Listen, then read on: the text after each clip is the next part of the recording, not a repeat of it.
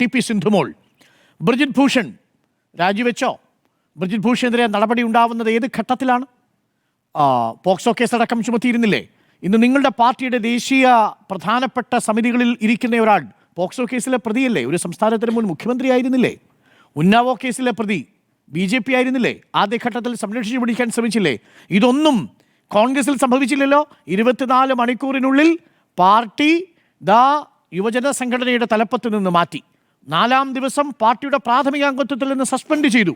ഇതിനേക്കാൾ എങ്ങനെയാണ് ഒരു പാർട്ടി സ്ത്രീ സൗഹൃദമാണെന്ന് തെളിയിക്കേണ്ടത്? Advocate T P Sindhumol.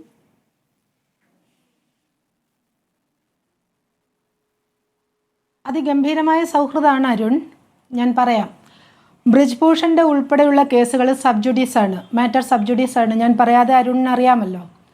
POCSO case അത് ക്ലോഷർ റിപ്പോർട്ട് വന്ന കേസാണ്. ഈ കഴിഞ്ഞ ജൂലൈയും ഓഗസ്റ്റും ഒക്കെ ആയിട്ട് അദ്ദേഹത്തിനെതിരെയുള്ള കേസുകളും അദ്ദേഹം കേസുകൾ തള്ളണമെന്നാവശ്യപ്പെട്ടിട്ടുള്ള ഹർജികളുമൊക്കെ കോടതിയിൽ വന്നിട്ടുണ്ട്. അത് നിയമത്തിൻ്റെ മുന്നിലുണ്ട്. പിന്നെ ഇപ്പോൾ ബ്രിജ്ഭൂഷൺ MP അല്ല, 2024 ലോക്സഭാ ഇലക്ഷനിൽ അദ്ദേഹം മത്സരിച്ചിട്ടില്ല, അദ്ദേഹം MP-യുമല്ല. അപ്പോൾ അതവിടെ നിൽക്കട്ടെ. ഞാനിവിടെ ഒരു നിരീക്ഷകൻ്റെ ശബ്ദമാണ് ആദ്യം കേട്ടത്. അരുൺ അവതരിപ്പിച്ചത് നിരീക്ഷകൻ എന്നാണ്.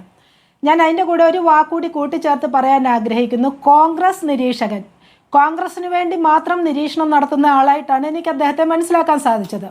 അപ്പോൾ ആ നിരീക്ഷകൻ പറഞ്ഞു വെക്കുന്നത് എന്താണ്? ആ നിരീക്ഷകൻ പറഞ്ഞത് ഇത്രയൊക്കെ മതി. ഇനി രാഹുൽ ഇനി വരുന്ന ഒരു 6 മാസം കൊണ്ട് അദ്ദേഹം ശുദ്ധനായ ഒരു രാഷ്ട്രീയക്കാരനായിട്ട് പൊതുസമൂഹത്തിൽ വരും. അദ്ദേഹത്തിനെതിരെ വേറെ പ്രശ്നങ്ങളൊന്നും ഉണ്ടാവില്ല. എല്ലാവരും അദ്ദേഹത്തെ ഒന്ന് സ്വാന്തനപ്പെടുത്തി മെച്ചപ്പെടുത്തിയൊക്കെ കൊണ്ടുവരും എന്നുള്ള രീതിയിലുള്ള ഒരു നിരീക്ഷണമാണ് ഈ നിരീക്ഷകൻ നടത്തിയത്. അരുൺ, എൻ്റെ പക്ഷം എന്താണ്? ഈ വിഷയത്തിൽ ഞാൻ ശബ്ദിക്കാനുണ്ടായത്, നിരവധി കേസുകൾ രാഹുലിൻ്റെ എതിരെ വന്നു. രാഹുൽ മാങ്കൂട്ടം എന്ന് പറയുന്ന MLA-യുടെ എതിരെ നിരവധി കേസുകൾ 1, 2, 3 എന്ന് അക്കമിട്ട് വന്നു. ഇവിടെ അഡ്വക്കേറ്റ് അരുൺ സൂചിപ്പിച്ചു, കോൺഗ്രസിൻ്റെ നിയമാവലിയൊക്കെ വളരെ വ്യക്തമായിട്ട് പറഞ്ഞു. ഞാൻ അതിലേക്ക് ഇനി കടക്കാൻ ആഗ്രഹിക്കുന്നില്ല. ഇത്രയധികം പരാതികൾ വന്നു. അതിൽ ഒരു പരാതി മാത്രം ഞാൻ അരുൺ ചൂണ്ടിക്കാട്ടുന്നു. ഒരു പരാതി, അതായത് ഇര വന്ന് പരാതി നൽകിയിട്ടില്ല എന്നാണ് ശ്രീമാൻ സണ്ണി ജോസഫ് പറഞ്ഞത്. ഇന്ന് പ്രാഥമിക അംഗത്വത്തിൽ നിന്നും അംഗത്വവും കൂടി ഒഴിവാക്കിക്കൊണ്ട് രാഹുലിനെ പാർട്ടിയിൽ ആളല്ലാതാക്കി മാറ്റിയപ്പോഴും അദ്ദേഹം പറയുന്ന ന്യായീകരണം എന്താണ്?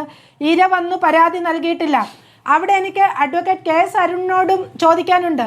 കാരണം ഇത്തരം കേസുകളിൽ പബ്ലിക് ഡൊമൈനിൽ വന്ന കേസിൽ ഒരു വിഷയത്തിൽ സ്വാഭാവികമായിട്ടും പോലീസിന് FIR ഇടാം. അരുണിന് അറിയാമല്ലോ.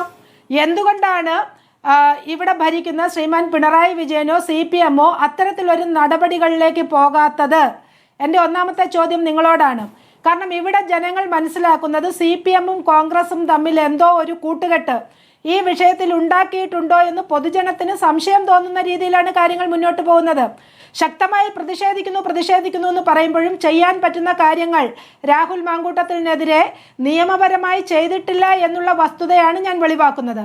മറ്റൊന്ന്, നിരീക്ഷകനിലേക്ക് വന്നാൽ ഞാൻ സൂചിപ്പിച്ച ഒരു കേസ്, ആ ഒരു കേസിൽ ആ പെൺകുട്ടിയുടെ ശബ്ദം, ഇവിടെ റിപ്പോർട്ടർ ചാനലിലാണ് ഞാൻ സംസാരിക്കുന്നത്, നിങ്ങളാണ് ആ ക്ലിപ്പ് പുറത്തുവിട്ടത്. ആ പെൺകുട്ടി അത് വ്യാജ ശബ്ദമാണെങ്കിൽ, വ്യാജ ഓഡിയോ ആണെങ്കിൽ സ്വാഭാവികമായിട്ടും അരുണെ, നിങ്ങൾ ഉൾപ്പെടെ നിങ്ങളുടെ ചാനൽ ഉൾപ്പെടെയാണ് പ്രശ്നത്തിൽപ്പെടാൻ പോകുന്നത്. ഞാൻ പറയാതെ അറിയാമല്ലോ. അപ്പം അങ്ങനെ ബാലിശമായ ഒരു സംഗതി നിങ്ങൾ കാണിക്കുമെന്ന് ഞാൻ വിചാരിക്കുന്നില്ല. അപ്പോൾ കൃത്യമായിട്ടും അത് ആരാണ് എന്താണെന്ന് നിങ്ങൾക്കറിയാം. ആ പെൺകുട്ടി പക്ഷേ ഭയം കൊണ്ട് പുറത്തു വന്നിട്ടില്ല. ഈ ഭയക്കാനുള്ള കാരണം എന്താണ്? ഇവിടെ നമ്മൾ നോക്കൂ, അടൂർ പ്രകാശും VD സതീശനും PC വിഷ്ണുനാഥും ഷാഫി പറമ്പിലും ഒക്കെ ഈ രാഹുൽ മാങ്കൂട്ടത്തെ പൊതിഞ്ഞു പിടിക്കുക. ഇവിടെ ഒരു സാധാരണ പെൺകുട്ടിക്ക് ഭയം വരാൻ ഇതിൽ കൂടുതൽ എന്ത് വേണം? ഇവിടെ കേരളത്തിലെ മുഖ്യധാര രാഷ്ട്രീയ പാർട്ടിയായിട്ടുള്ള കോൺഗ്രസ്, അതിൻ്റെ പ്രതിപക്ഷ നേതാവ് VD സതീശൻ ഉൾപ്പെടെ ഇവിടെ ഈ രാഹുൽ മാങ്കൂട്ടത്തിനെ സംരക്ഷിക്കുന്നത് കാണുമ്പോൾ ഒരു സാധാരണക്കാരിയായ പെൺകുട്ടി എങ്ങനെ ധൈര്യമായി മുന്നോട്ട് വരും? എൻ്റെ അടുത്ത ചോദ്യമാണ്. അപ്പോൾ ഇങ്ങനെയുള്ള പ്രശ്നങ്ങൾ നിലനിൽക്കെ ആ പെൺകുട്ടിയോട് ചെയ്ത പ്രശ്നം മാത്രമാണ് എന്നെ ഈ വിഷയത്തിലേക്ക് കൊണ്ടുവരാനും സംസാരിപ്പിക്കാനും പ്രേരിപ്പിച്ചത് അരുൺ. ആ പെൺകുട്ടി പറയുന്ന ശബ്ദരേഖ നിങ്ങൾ തന്നെയല്ലേ പുറത്തുവിട്ടത്? എന്നെ ഒരു വസ്തുവായിട്ട് ഉപയോഗിക്കുകയാണ്. ഒരു കോൺഗ്രസിൻ്റെ ഒരു യൂത്ത് നേതാവിന് ചേർന്ന രീതിയിലാണോ അദ്ദേഹം ആ പെൺകുട്ടിയോട് പെരുമാറിയിട്ടുള്ളത്?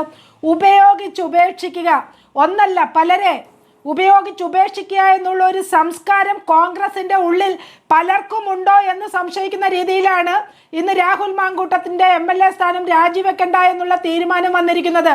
കാരണം രാഹുലിന്റെ കയ്യിൽ ഒരുപാട് ഡാറ്റാസ് ഉണ്ടാവും എന്ന് ഞാൻ മാത്രമല്ല, ഇവിടെ ഉപ്പുകൂട്ടി ഊണ് കഴിക്കുന്ന എല്ലാവർക്കും ആ സംശയം വന്നിരിക്കുന്നു.